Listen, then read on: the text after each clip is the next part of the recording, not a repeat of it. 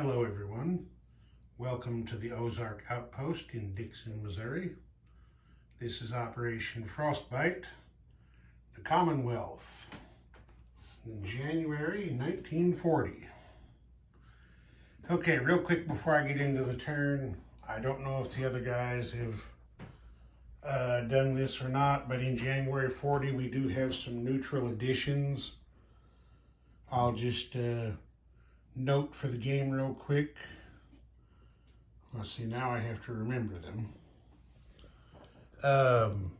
Switzerland right there in the middle of the Alps. Picked up another mountain infantry and a fortification on its border with Bavaria. Yugoslavia picked up another infantry. Let's see. Who else do we got there?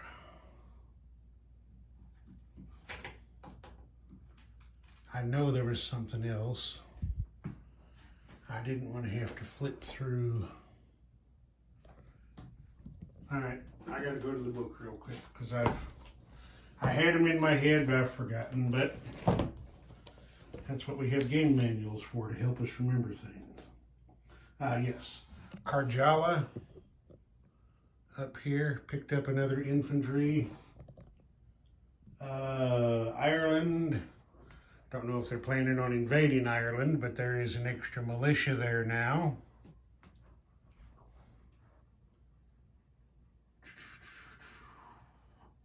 Anatolia was the other one.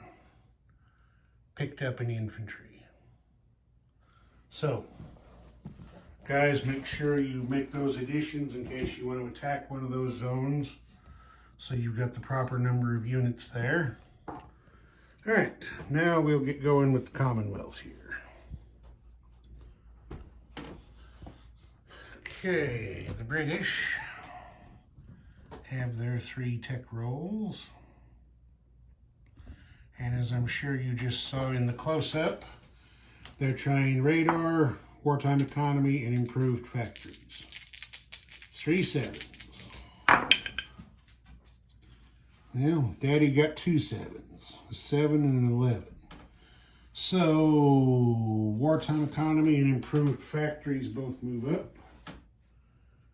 Wartime economy, oh, the British have completed wartime economy. Improved factories goes to stage 2.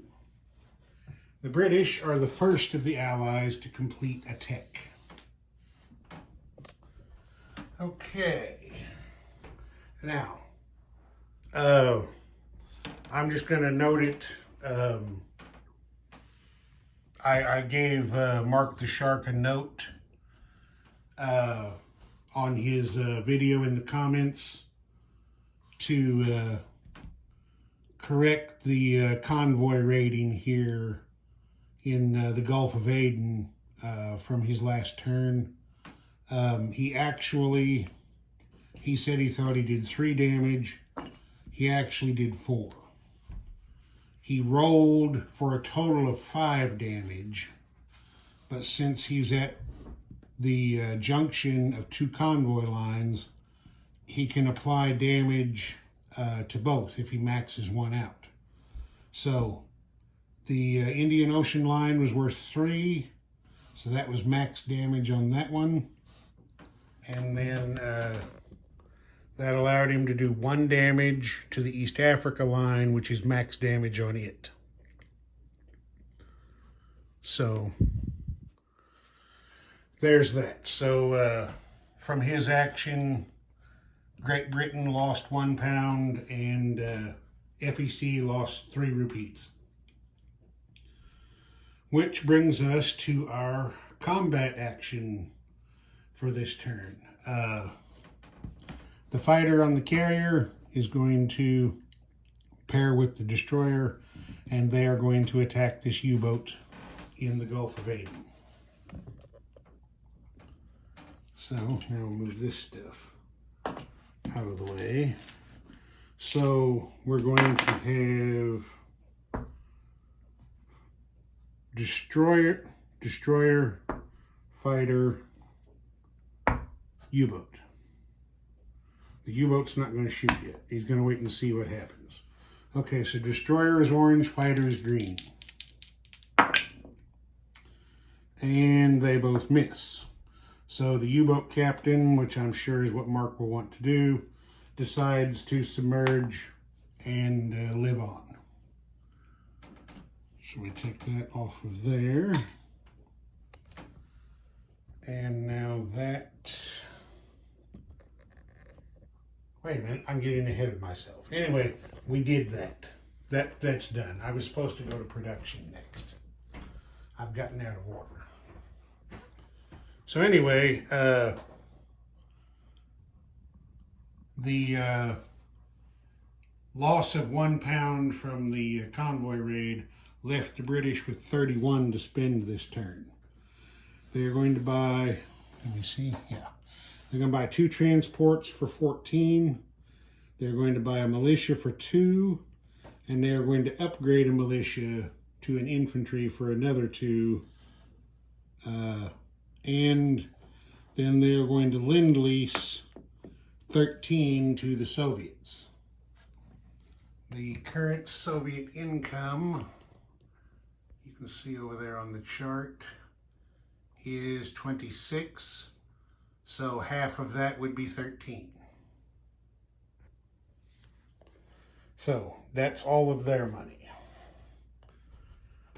Down here on the other side of the earth, we have FEC and Anzac. FEC, I can get camera just there we go. Okay, let's see. FEC, well, it just this will work out. They lost their 3 from the convoy raiding. And then they're spending 10 on a fighter, 6 on 2 infantry, and 2 to upgrade 1 militia, for a total of 18. So they're saving 1 is 19. So that must have meant they started with 22. Okay, I couldn't remember what their starting income was. Anyway, it's that's what they're doing. And I've gotten some more stuff painted. Here's one of my, this is my new FEC color here. And as you can see, the Americans are apparently selling India some P-51s.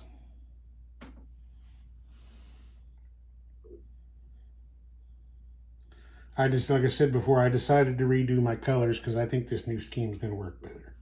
So anyway, this is what FEC bought. Save 1 rupee. Anzac apparently had $14.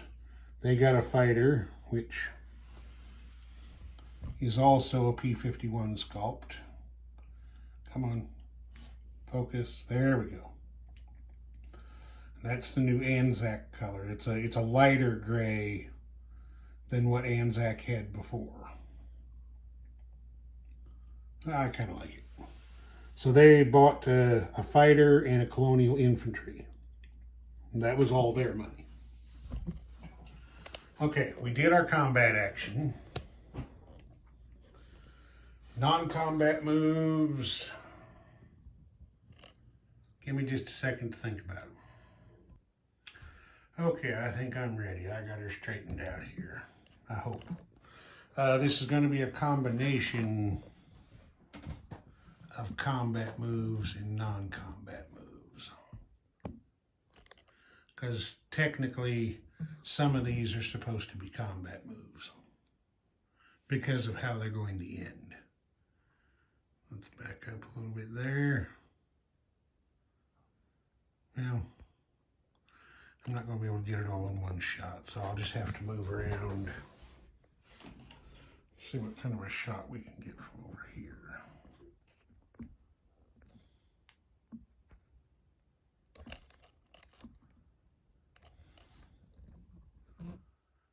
This I kind of like. There, I think that might work. Okay, the first thing we're going to do, this will be a combat move. I'm pretty sure this is legal. This destroyer comes off escort duty. He moves 1, 2, 3 spaces, goes back on escort duty in the new space. So he has moved from, what was it, 116, it looks like. Yeah, he's moved from 116 to 86. Take them off of there. Then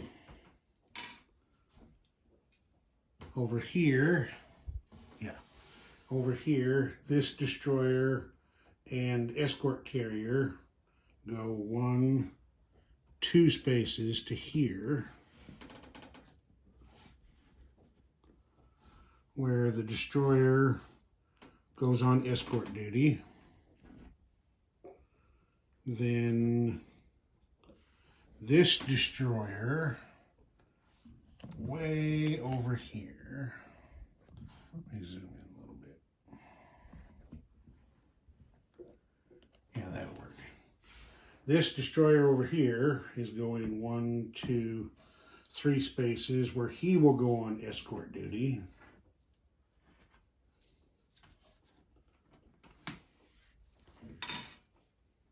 And one more combat move. Adjust the camera a little. Oh, I got the camera crooked. Okay, I think we can see all of it. This destroyer over here off Gibraltar goes 1, 2, 3 spaces here to go on escort duty in the Red Sea. So that's that.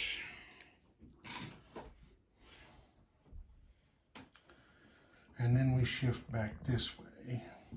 This medium bomber from the Gold Coast is going to fly 1, 2, 3, 4, 5 to land in Tanganyika.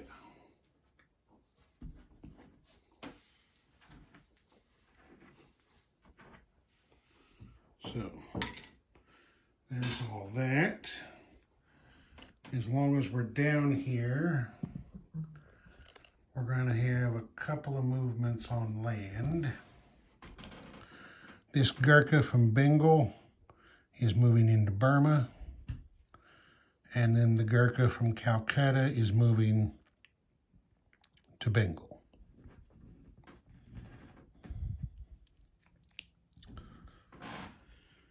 So that's that. Next, we go over here. Hello, Field Marshal Barron. He was standing watch.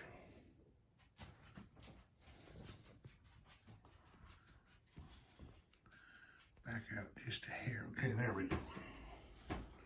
And up here in the North Atlantic, this tactical bomber from the Midlands flies out and lands on that escort carrier. And then the escort carrier and the destroyer, non-combat move, wait a minute. Yeah, the escort carrier and destroyer non-combat move, 1, 2, 3 spaces from 24 up to Sea Zone 4.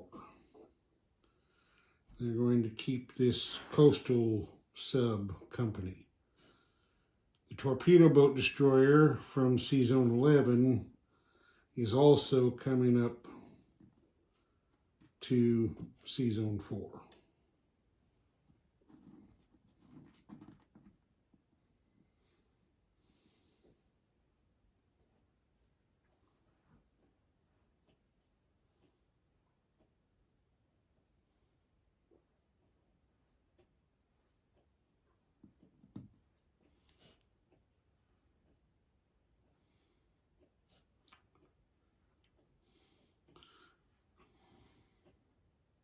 And just for the hell of it, this light cruiser from Sea Zone 11 is also going to come up to Sea Zone 4. And then there's one I hadn't thought about down here. Can you see it? Almost not going there. Now you can see it. This destroyer from Sea Zone 33 is going to non-combat 1 to 3 spaces to Sea Zone 11 to join the home fleet.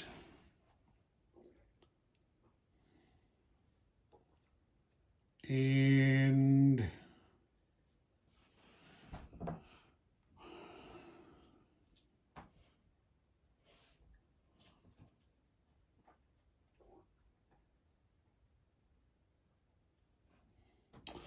just because we want to, the destroyer from Sea Zone 32 goes 1 to down here to 79 to join the mid squadron hanging out there. Okay. So that is all that.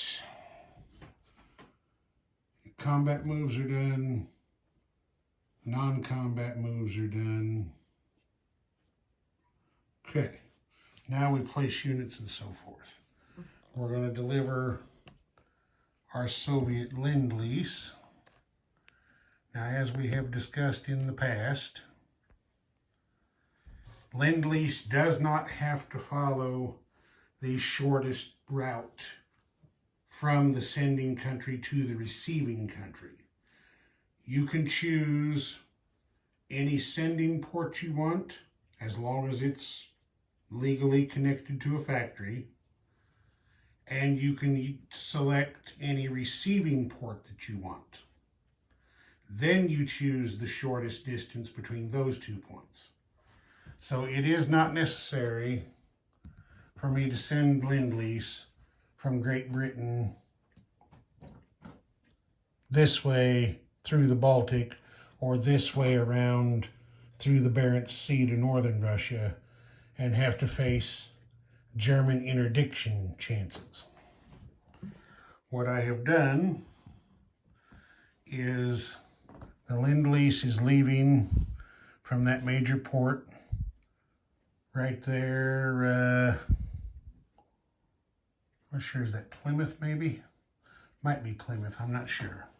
It's coming south, down this way, around through the mid, through Gibraltar, across the mid, up through the Aegean Sea, and the Dardanelles and the Bosporus into the Black Sea, to the receiving port right there at, Crimea. So that's how the Soviets are getting their 13 IPPs, which we will now officially transfer to the Soviet Treasury. And we'll just put a pile of them right on top there. Okay, now the British are going to place their units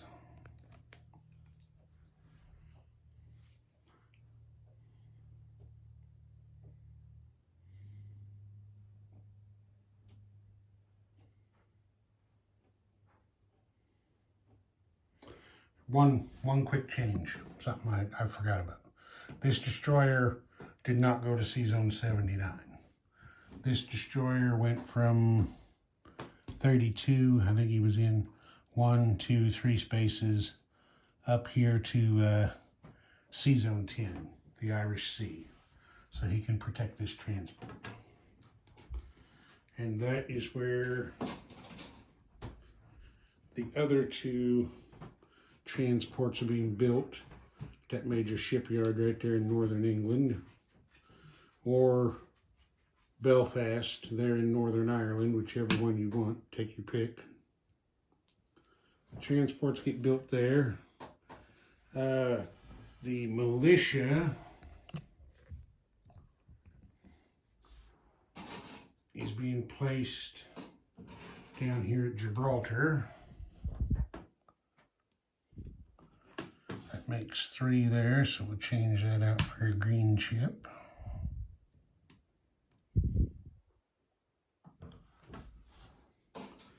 And then the militia here at Ottawa is get stuff off there. The militia there at Ottawa is upgraded to an infantry. So that's everything here on this side of the world. Over here,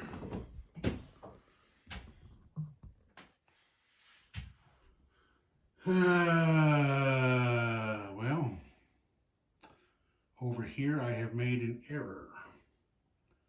I have miscounted. So this is what we're going to do. I bought one too many land units for FEC because they only have 2 minor factories and they do not yet have improved factories completed, so they can only build 2 units. So what we're going to do is we're going to build the fighter here at Calcutta. We're going to build 1 infantry there at Bombay at the other minor factory. And FEC can build colonial infantry. So we're refunding the 3 for the infantry we can't place here because we don't have enough factory capacity. So we're going to refund those 3 and add to it the 1 that FEC saved to make 4. And that we're going to spend on a colonial infantry for Malay. So that all works out. All right, and then shift back this way again. The militia upgrade is going to the one here at Haryana. I always swore I would never glue markers, but you know, sometimes guys fall over so easy. I finally given in. There are some markers I'm going to glue, not all, but some of them. Okay, that takes care of FEC. Now Anzac, they're placing their colonial infantry here at New Guinea and fighter down here at Sydney at the minor factory, of course.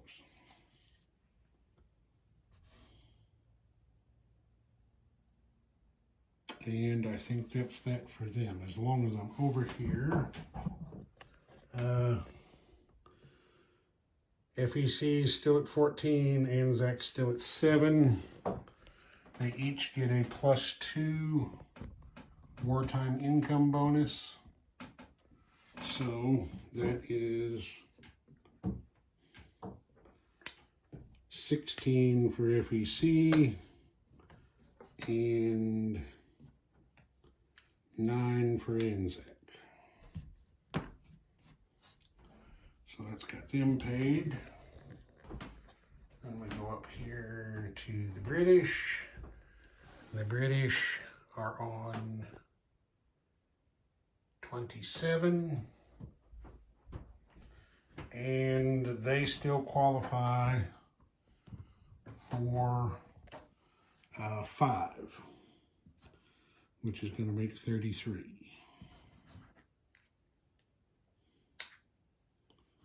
So there's 33 for them. Let's go ahead and count it here now, just so everybody knows where we're at.